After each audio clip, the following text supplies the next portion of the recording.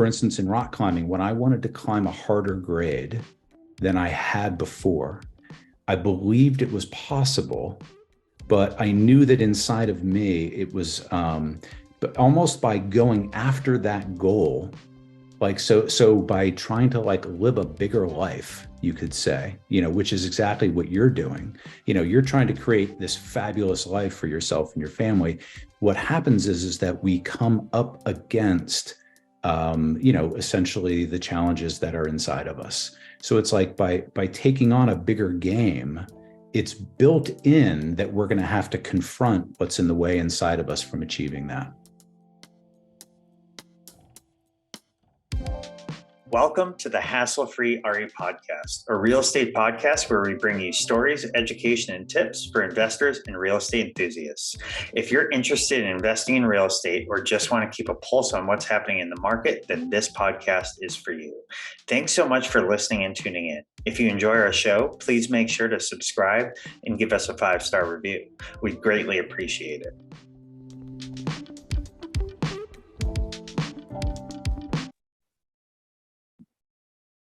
Hello and welcome to the Hassle-Free RE Podcast. Today, I am joined by one of my very best friends, Damon Farnum. Now, today is going to be a little bit different. Usually, we're talking about specifically real estate. However, Damon and I are going to take the discussion in a little bit of a different direction. So to give everyone a little bit of background, Damon and I met roughly 12 years ago now, maybe a little bit more, at a rock climbing gym in Dedham. And for years, Damon, myself, and a few other close friends, we rock climbed as much as we possibly could for several years. And over time, people move into different geographical locations, which makes that tough. But Damon and I continued to stay really, really tight friends.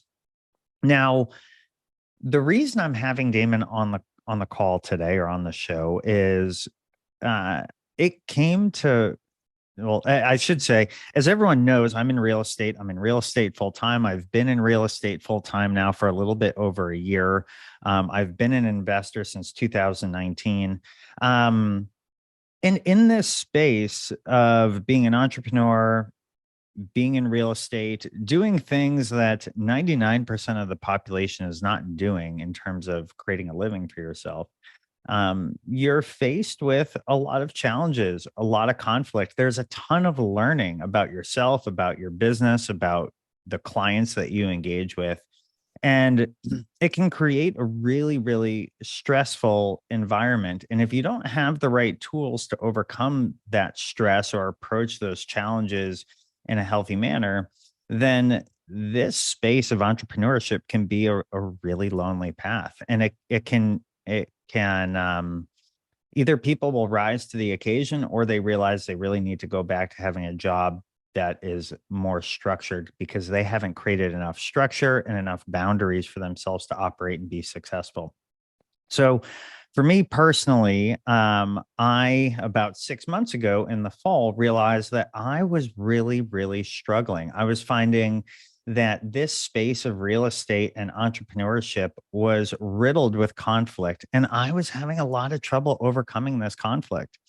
At the same time, Damon has had, over the last few years, been quietly but very intentionally building up this practice of his that we're going to talk about, where he helps people like me overcome these different challenges and teaches people like me different tools to use to be able to apply and be successful. And we'll get into what all of that means in a little bit.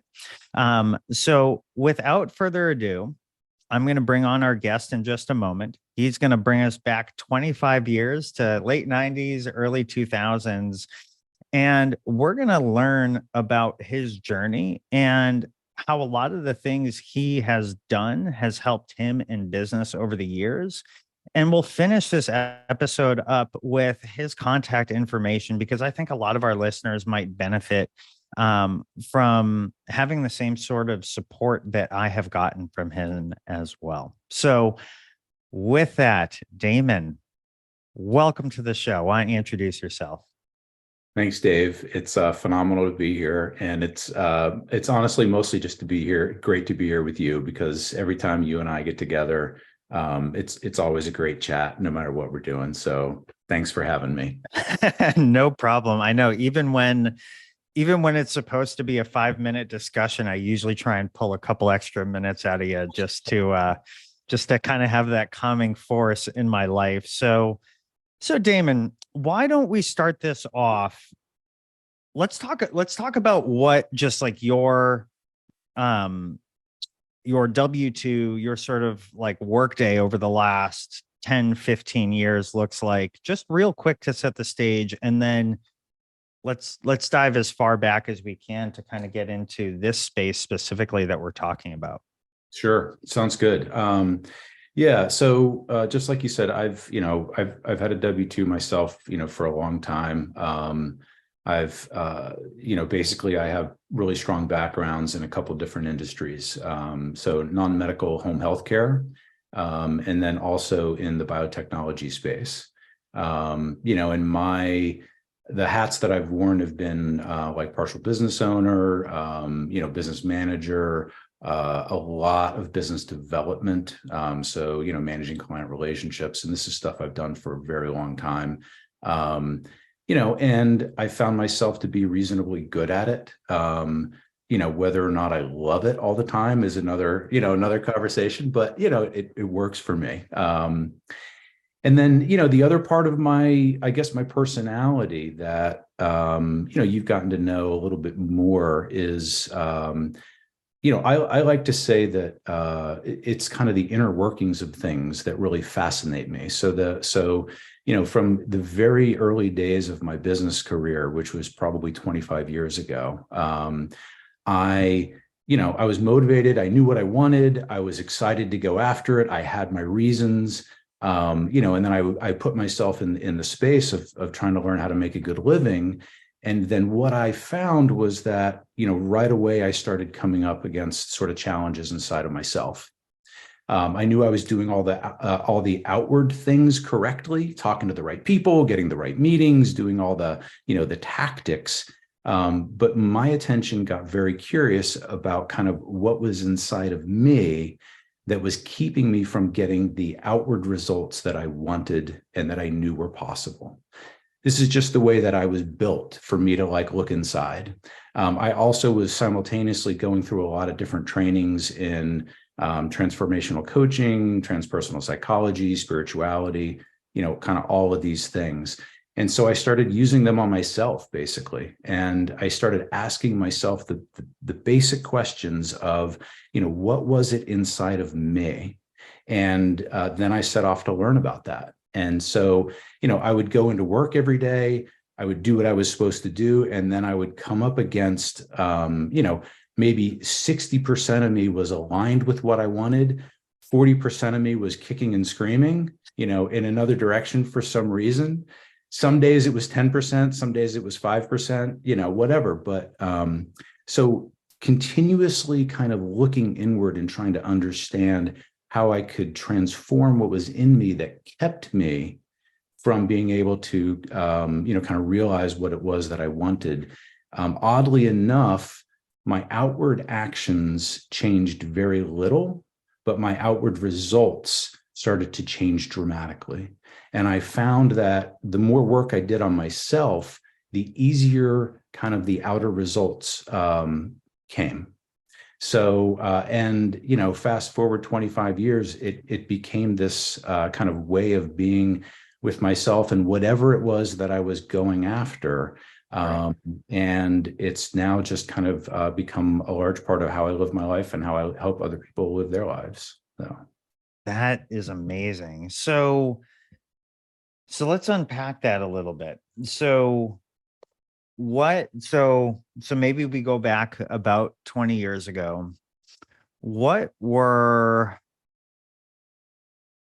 so it was clear that you at least sort of felt like you wanted to achieve more, whether it was in business or in life, or just like personally or within business.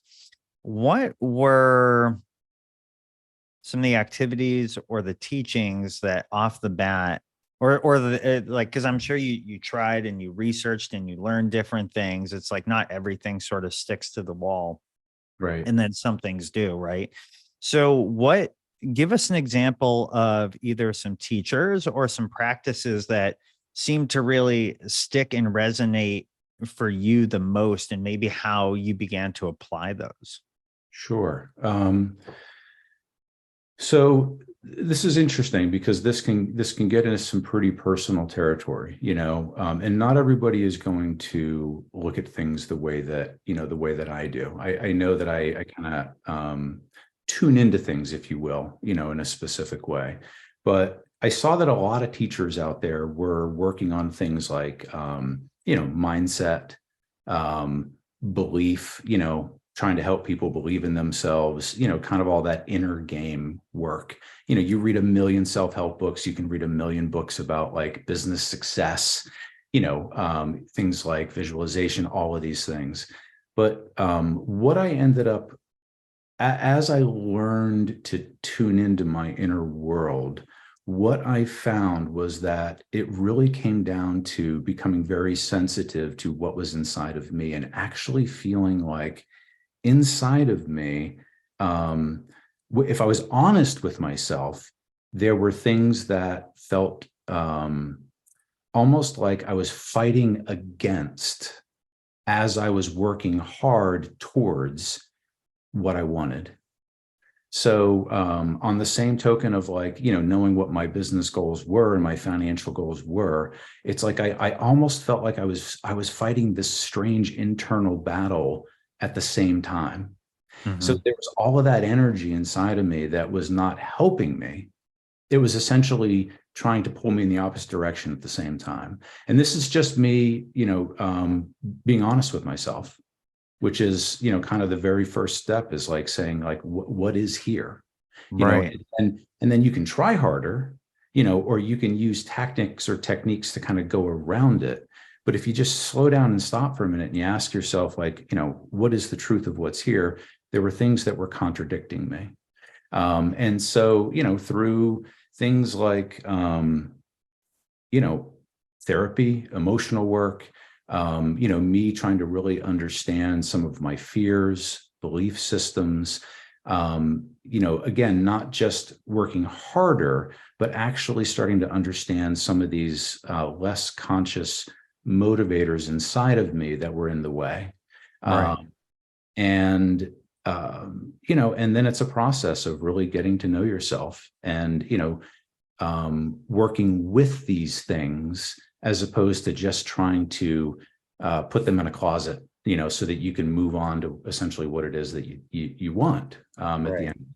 Yeah, I don't know if that really answered your question, but it's No, kind of but how I started to put this together. yeah, it brought up a comment that I thought of, or maybe it's a question or a comment, but what I'm hearing and what I'm gathering is that there was a sense of I think the first step is recognizing that you either want something or need something, right? And it sounds like you at least sort of slowed down and took the time and recognized, okay, there's 40% of me here that is just like eating away at me, or there, I shouldn't maybe put it that prescriptive, but there was some recognition that you needed or wanted some support in order to overcome some of these challenges, right? Is that a fair statement? Absolutely. Yeah. And I think that th- that is one of the hardest. I think that in my opinion is having that like slow down period and recognizing um these things about oneself is by far, it's probably just as hard as the implementation of anything, of any sort of change, right? Because I think that when I sought out your help, for me, and this is only one area that you deal with, but for me it was a lot of like that sort of turmoil side of me was overcoming conflicts with clients, people, is like this like working through conflict to find a resolution. And But it took me probably years. It wasn't because I got into real estate. All of a sudden I had conflicts. I needed help. It was like probably a journey of a good 7 or 8 years at least before, I finally got to the point where I was like, oh, cool. There's someone that can help me understand these conflicts that I'm facing. Even better, it's someone that I know really well already, which, made it what they say, the the sales cycle was pretty short on that one because I knew what I wanted when I approached you. Right. um, Exactly. so why don't we talk about a little bit about maybe some of the things that you learned, some of the things that you implemented, and then how it helped you in your business. Then we'll sort of speed up a little bit more to present. Sure. Um, one thing that I think is a fun thing is is to start by thinking about kind of what you want. And I know that a lot of your listeners, at least I think my understanding is that they have an entrepreneurial spirit. They're trying to create something, build something, create something new that maybe doesn't exist yet. And that what a great drive. Like, so I love that motivation. Like, personally speaking, the whole drive to build something, I think, is a fabulous motivator. And now, in terms of kind of tools, what I've found is that whenever I've had anything in my life that's inspired me, that I wanted to go after, and we could even take this into the rock climbing realm. Yeah, right? let's go there. So like, for instance, in rock climbing, when I wanted to climb a harder grade than I had before, I believed it was possible, but I knew that inside of me, it was, but almost by going after that goal, like, so by trying to like live a bigger life, you could say, which is exactly what you're doing. You're trying to create this fabulous life for yourself and your family. What happens is that we come up against, essentially the challenges that are inside of us. So it's like by taking on a bigger game, it's built in that we're going to have to confront what's in the way inside of us from achieving that. Hey guys, real quick, a word from our sponsor. Are you looking to improve your financial literacy and succeed in life, business, or real estate? Cash Street Technologies is here for you. They offer financial education through mentorship, courses, and resources, including in-person retreats, masterminds, and associations. Andrew and Megan's expertise in finance, real estate, and business, combined with their philanthropic efforts, make them valuable assets to any entrepreneur. Join this dynamic duo at Cash Street Technology and let them help you propel your journey forward towards financial freedom. And now, back to the show. So it's like, so to me, it's kind of that, that instinct of when the conflict comes up. So, if you're dealing with a client of yours and a situation comes up that, is really frustrating, the instinct is that you want to try to like push through it, get past it, almost like have it not exist. And so one of the very fundamental tools that, that I've lived, as long as I can remember, and you and I worked with in different ways, is actually kind of embracing the conflict, turning towards it, and saying, there's something here for me to learn about myself. And if I really like take it on that way, instead of this is a bad thing that needs to be gotten rid of, now what I'm doing is I'm actually teaching myself to be able to, be in my life in a different way, so that now, when conflicts come up, well, what happens? One is we're super tight and we're going to react to them in a way, and it may not be the best thing for our business. It may not be the best thing for that relationship. But if somehow, we're able to come at it like a little bit more slowly, a little bit more relaxed inside of us, with a little bit more trust, we're actually at the end of the day able to make better decisions for ourselves, for our business, for our bottom line, for our client, And then we're actually able to show up differently, in that, which is, again, I think it's another huge piece of why people are even motivated to try to create a business is they want more freedom. Right. So this is really about trying to, not just give people that external freedom, but that internal sense of freedom as they're going after the thing that they love. Right. You just inspired like this immediate flashback, back to maybe it was October of 2022. So last year when I first called you to specifically talk about this stuff, and that the just sharing sort of my personal story with this and with the listeners was um I had conflicts or challenges as a real estate agent, as an investor, as a property manager, as a dad, as a husband, as a friend, as a dog owner. I had all these things. And the challenge I was having personally was sometimes I had no conflicts presenting themselves. Sometimes I had one, sometimes I had eight, and they were taking up so much headspace and stressing me out so much that I wasn't showing up as a husband. I wasn't there, like I was there physically, but not emotionally or mentally. And I certainly wasn't supportive. Same with being a dad. And I didn't know how to like take any of these issues that were presenting themselves and put boundaries on them. So what was happening is those types of things that were happening in my business were preventing me from functioning in my personal life.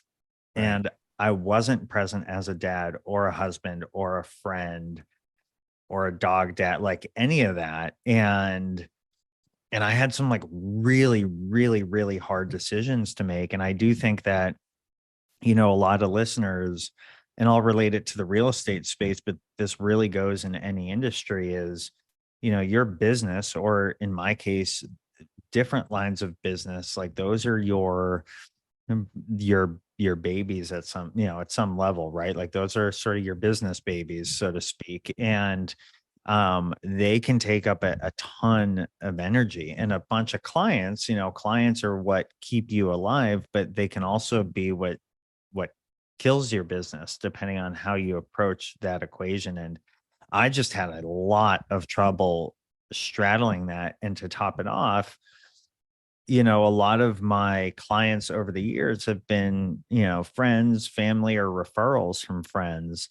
And that presents another layer of struggle because you're preserving usually a friendship or a relationship and a business performance situation. So uh, I share all of this because these are some of the things that without Damon there to help me through and through his program, I would absolutely be back at a W-2 job, and I'd be just as unhappy as I was before I embarked on this. So thank you, Damon. Yeah, you bet, Dave. It's I mean, you're I mean, to me, you were kind of like the poster child, like but I mean, honestly, it speaks to you because you have such drive in you, but you also have just this great heart, and you also have a lot of humility. So one of the great things that you had going for you is the willingness and the desire to actually change and become even more of the best version of yourself.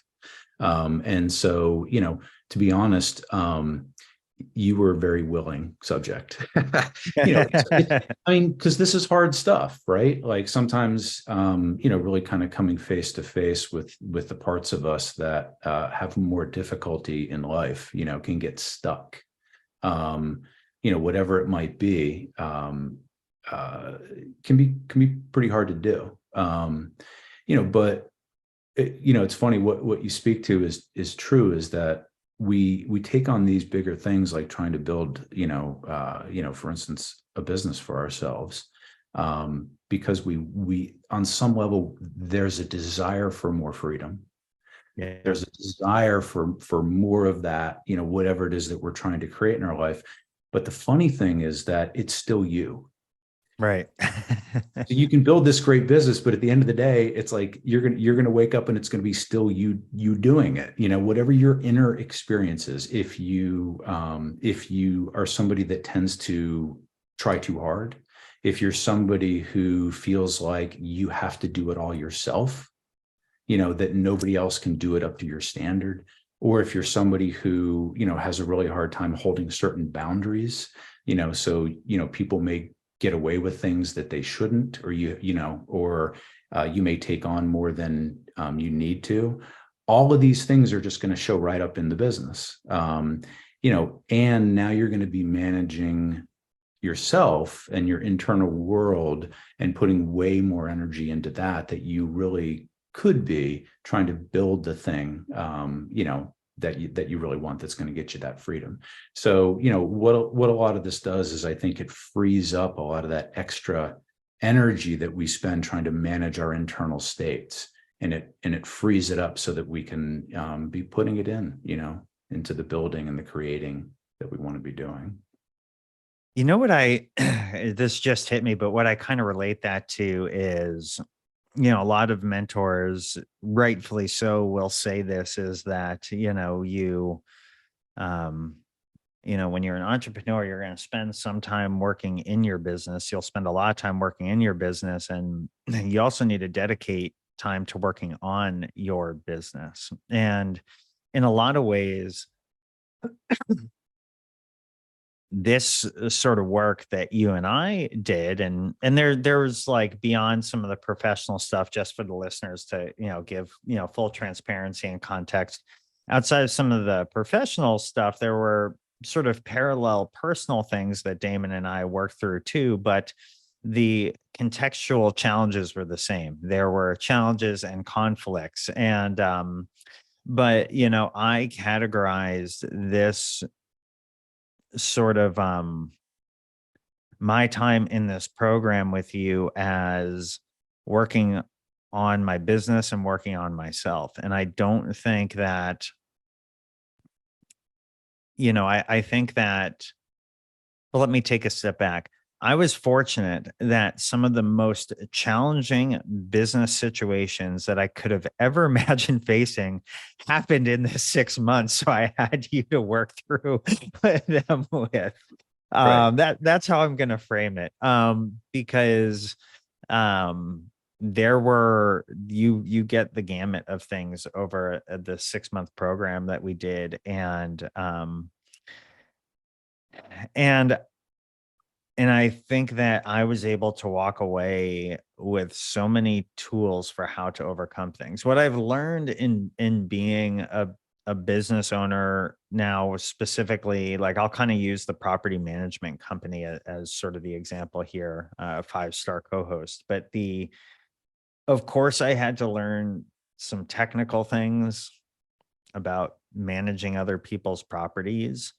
I had to learn a lot of these really critical skills, though, on how to manage clients when the buck stops with me, how to manage variables, as in, I have a deliverable today, but all of a sudden my kid's daycare is closed, or one of them is sick and I have to pivot 10 minutes before a really important phone call, or like just different things like that. And so you end up, as an entrepreneur, you need to personally grow with your business, because you're going to always need these, like, new skills for overcoming different situations. And some of these things just can't be templated, but the practices can be repeated and applied differently. And I think that's huge. Let me ask, is there, so some of, like, what we've worked on, is there a name for this type of practice, or what are some of the origins of it, or some of the origins of your learning and application of it? Sure. So a name for it. It's a great question. I tend to call it something like, transformational coaching, Yep. something like that, because, it's not just traditional sort of coaching. There's a lot of, like you said, personal kind of inner work, that we do. And Yeah. for me personally, this has been a combination of a lot of things over the years. And a lot of it for me came from actually some pretty deep immersion in a lot of spiritual healing work that I've done. So, I have roots in things like shamanism and transpersonal psychology. And so there really wasn't a thing out there that kind of took all of this and applied it in exactly this way into this kind of professional space. But what I found is that it was a very natural integration for me. So, I had this really deep drive to explore, all of this spiritual work, that I've been involved in, I don't know, for 30 years or something like that. But simultaneously, I'm also very deeply immersed in the world of business. And it became kind of a unique merging, I could say, because for a lot of people, those things they stay kind of split apart. Oh, we deal with the spiritual, we nurture that part of our life, and we, maybe we're into business in whatever way on this part of our life. And for me, for whatever reason, they became kind of one and the same. And, and that kind of gave birth to what I now do with people, which is, helping them. I mean, like you said, in this part of their life, but really in any part of their life. And to me, now it's obvious. It's like you're a whole person. So Yeah. you as a whole person, whether you're, at home with your kids, whether you're with your wife, whether, or whether you're in your business, it's like, it's all of you that's showing up no matter what it is that you're doing. So it just made sense, to work with it that way instead of kind of compartmentalizing things so much. So I don't know, I think that kind of answers your question a little bit, but I've kind of created this from my own, my own training and experiences and life experience. So. At what point did it kind of all come together and click? Was it immediate? Was it kind of going out and searching for a few years and then applying it, I'll say to like some of the business development work you were doing? What was the point and when in your journey were you just like, nice, this is it, or was it over a much longer period of time? So you could say that very early in my journey, I knew that in some way, this is what my life would be about. For whatever reason, I just kind of knew who I was on some level, and and then very early on, I started to intuitively apply it to business. And again, it was just who I was, and then when I started to see the results of it, I started to get very excited about it. I was like, wow, this works. I don't have to just beat my head against something. I can actually like approach it in a different way. And then really, for however many years, 20 years, this was just my own personal journey. So this was me applying all of this to my own life, my own business, my own self, my own internal world. And then at some point, things organically felt like, like it was almost like I needed to start to share it. So it was like I kind of like I was the guinea pig, and I got to see and kind of live it. And then it started to feel like, well, the right thing to do is to start to talk to people more about it, and try and have it be a thing that can help other people as well. It's almost like an organic evolution of things, I guess you could say. And now it's all one and the same. So, Right.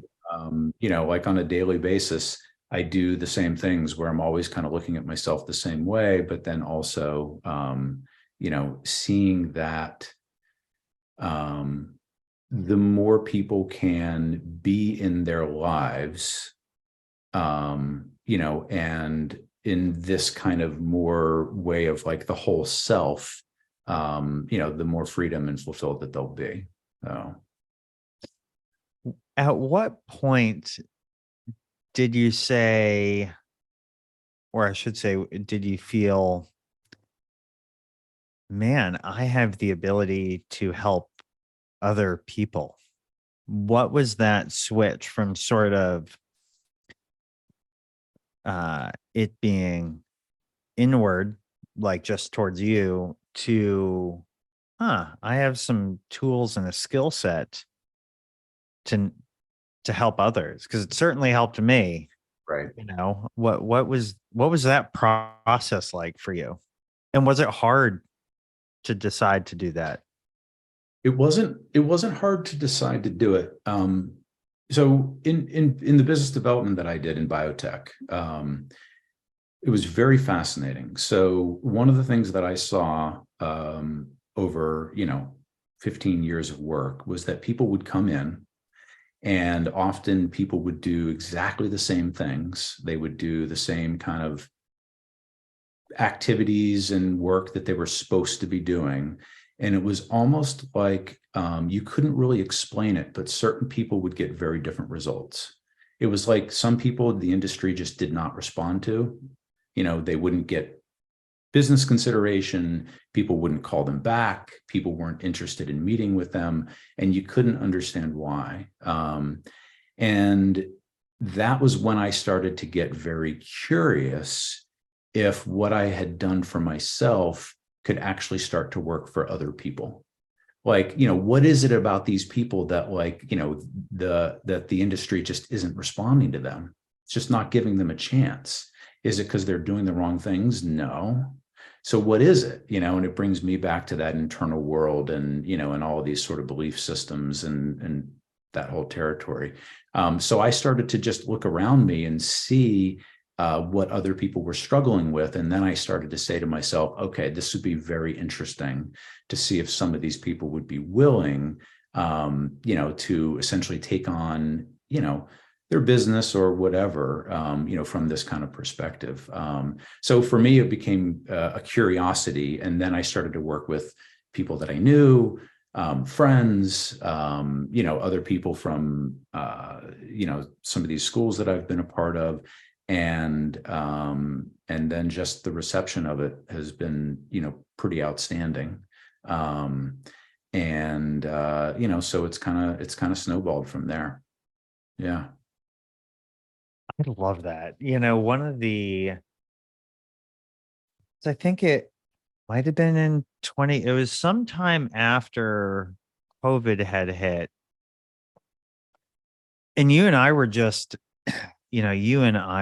catching up with no agenda, really. And, just like touching base, seeing how things were going. And I think we ended up talking for several hours, and I was filling you in on some stuff in my personal life and professional life and where things were at. And that was sort of when you started sharing with me too. It was almost like that was when I kind of learned this side of you. And I guess at that point we had known each other maybe 10 years, but it was really neat because what you're doing is very entrepreneurial still, right? Like you are building a business, a service, right? Right.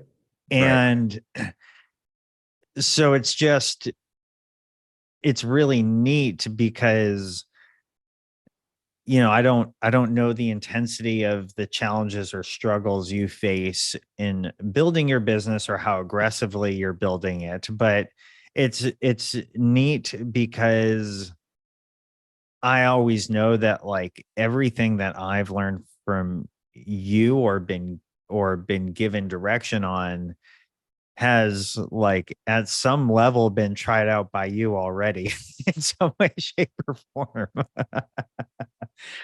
um and I also think it's important to note that like everything that we've done together and everything that you work on, it's not just for entrepreneurs, right? Like, so to our listeners, Damon, you know, continues to work for a company and, has found a lot of success. I know that just, as long as you and I have known each other, I know you've done a ton in the business development and sales space. So I'll relate to that, but that is a super challenging role to play. You know what I mean? And it's a very important role to play, and it's very hard. And so,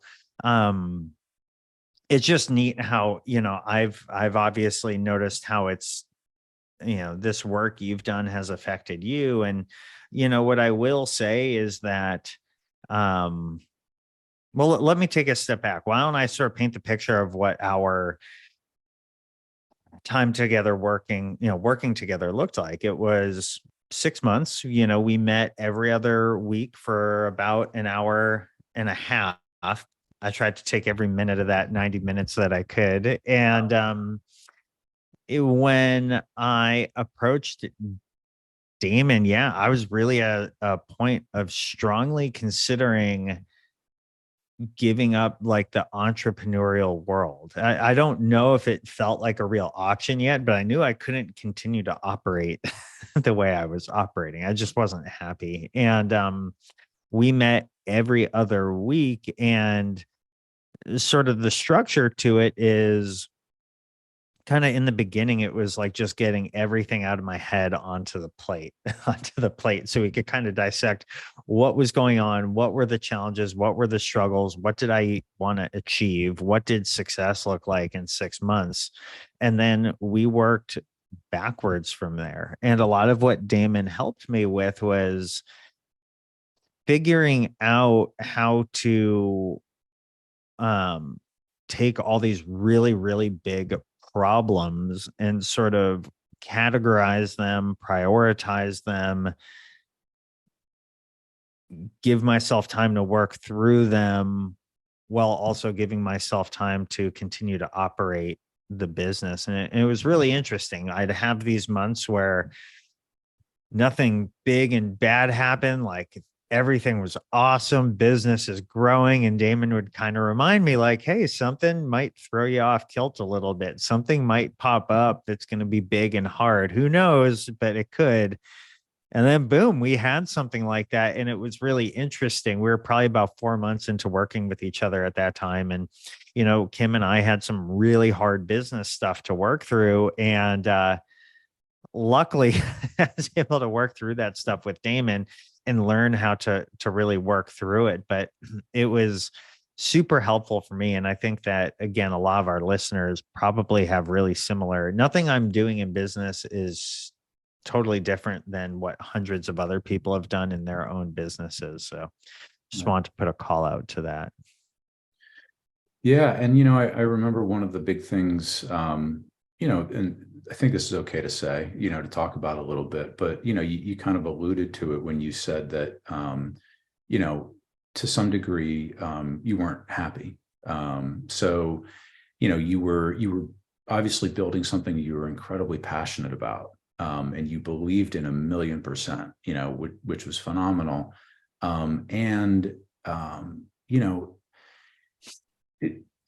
It's interesting when you start to think about, I'm in my life, I'm doing the things I want to be doing. I'm working towards what I want, why aren't I happier? Or, why do I, find that when I'm with my spouse, I feel this stress, or, I'm not as present with them as I want to be, or with my kids, or whatever it is. And, we find that,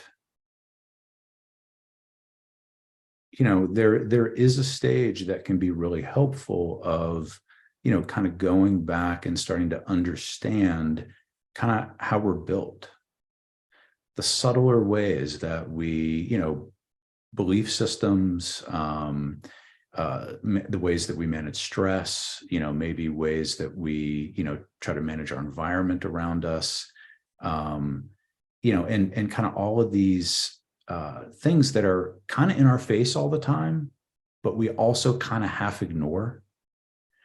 But really, when you ask yourself, like, shouldn't I be a little happier? Like, shouldn't I feel a little freer in myself? Like, I'm doing what I want to be doing. And then you start to go on that journey where you start to understand, like, okay, well, why am I built this way? Like, Right. what are the pieces of me? Why do I react to certain situations the way that I do? And then as you start to understand that, you could say even come into relationship with that, then what you're able to start to do as we do the work is that, you're in the very same situations, but you're different. You're more connected to yourself. You're more relaxed. The same things may happen, but somehow the you that's dealing with the things is you're just there differently. So Right. now not only are you doing what you want to be doing, but you're having a different experience while you're doing it. And that's the whole point. I mean, that like people that are trying to make, their lives better, and take on bigger things. It's like, that's in a lot of ways, that's what we're all trying to do. But at the end of the day, it's still going to be you, Right. showing up at the end, it's still you. So Still you. That's right. yeah, yeah, it might as well be a good, you might as well make it a good relationship. That's the part that, you can't get away from. Yeah. Right. Yeah. Man. Yeah, dude. I mean, it's fascinating. And I think it's so cool how, your journey anyways from the last several decades of just being able to take all of this information, learn it, apply it, and teach it now. I mean, what's that like for you? What's this experience like for you now? So this is I figured this out a while ago. This is it's how it's what is I could be dramatic, Dave, and I could actually say to you, this is why I'm here. Like it's who I am, it's who I am. And so for me personally, I end up feeling like, I've stepped into doing what I'm supposed to be doing. So I love it. It doesn't mean that it's not hard, and that sometimes I fail at parts of it. And, like you said, it's like also the entrepreneurial side of it, building something new. But, when you're building something that you feel like this is really the right thing for me, this is who I am. Mhm. There's just like a different kind of, even on the bad days, they're good days, even Right. bad days are good days, because you're still doing what it is that you want to be doing. Um, and I tell you, when you started going after, the whole real estate investing, it's like, yeah, I saw you as you started to like learn and investigate and immerse yourself. And it was like, I saw you kind of like put yourself into this thing that I was like, wow, there was something about it that was almost like, I don't want to say it was like what you were meant to do, but like you could tell that you were finding your thing, your niche, it was like you stepped into it, and your all your passion and everything else came with you, um, which is pretty lucky. Not everybody has that experience. So Yeah. yeah, yeah. And it's, I can definitely relate to everything that you said. And I would agree. Not everyone has that experience, but everyone can have that experience. And what I would urge everyone to do at some point in their lives is slow down enough, right? And to like think about these things, think about what it is that you really want. And the best thing about that when somebody says, "What do you want?" is there is no wrong answer, Hmm. right? Like there is no wrong answer to that. And eh, for Kim and I specifically, we just want so much more than what somebody else's company could give us. And sure, people can say what they want about money and wanting a lot of it. Like, I really don't care. What I will say, though, is Kim and I want a lot of money. That is going to allow us to donate more. So 10% of everything we make in our biggest business right now goes to charity, allow us to donate more. But what money does, and again, this is just me talking about what I want for a minute. Money buys you time, and time is 100% more valuable than money. And time doesn't buy time, in my opinion. So it's just really interesting. And, I think that, going back to what we were talking about is, for me, it's been real estate. For you, Damon, it's been, we'll sort of call this like the transformational coaching. And then I know that there's a sort of a million legs that can come off of that too. But I would just encourage everyone to think about whatever it is that you want, and just know that there's a lot of different ways to build that life that you want, So I think that our work that we did over, a good 6 to 7 months helped reinforce that thinking and let me know that, like, I wasn't crazy for for these different things that I'm trying to build. And it also let me know that just because something is really hard doesn't mean that I'm not allowed to have help, and that help doesn't have to come from within your industry. That help can be totally different industry, totally different skill set. And what you'll find, especially if you're on this entrepreneurial road, is that help is not going to come to you. A lot of times you have to figure out where that lifeboat is, or you need to go out and seek it. So, in my case, that's exactly what I did. And thankfully that lifeboat was in a marina I was already hanging out in. you know, if we're gonna, I guess that would be a shout out to Derek Swart if he ever listens to this Right. podcast. Inside joke with Damon and I there, or a close rock climbing friend, I should say. No inside joke, but I would really, really encourage our listeners, especially if you're having a lot of trouble, whether it's personally or you can throw, professionally, financially, whatever it is, know that millions of other people have these same exact challenges. More than likely, anything somebody's going through, it's not the first time somebody else in this world has gone through it, but there's ways to approach it and live with it and be comfortable with it and almost expect it, so you can continue to move past it, or just at least be comfortable knowing you don't have to solve that problem right now. You can get on to other priorities. Um, so Damon, with that, I know we're coming up to the top of the hour here. I would love for you to share any websites or ways that people can reach out to you, because I think that what you do will help a lot of our listeners here. Sure, Dave. I do have a website, and I'm actually in the process of rebuilding it. Nice. But I got it out there a few years ago, and it's good enough. So if people can find some stuff about me on there, it's just my name, damonfarnum.com. And then I try to do some social media stuff. So I'm on Instagram and Facebook. And it's either under my name, or I also use the business name A Life Awakening. Which is a big way of how I relate to all this. So, there's definitely stuff out there.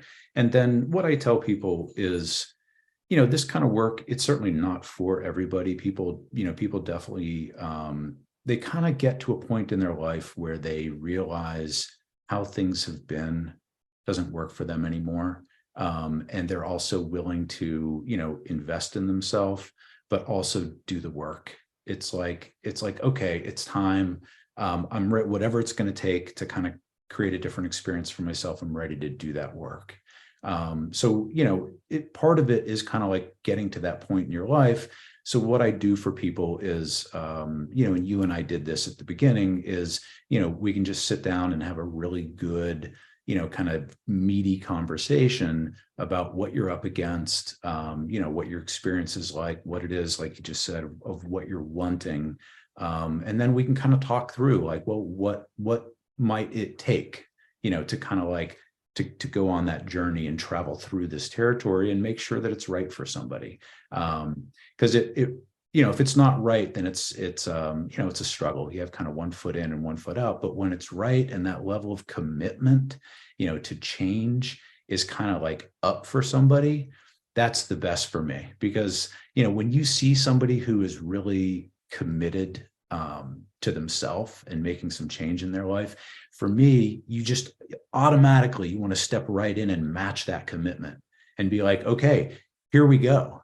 Like, yeah.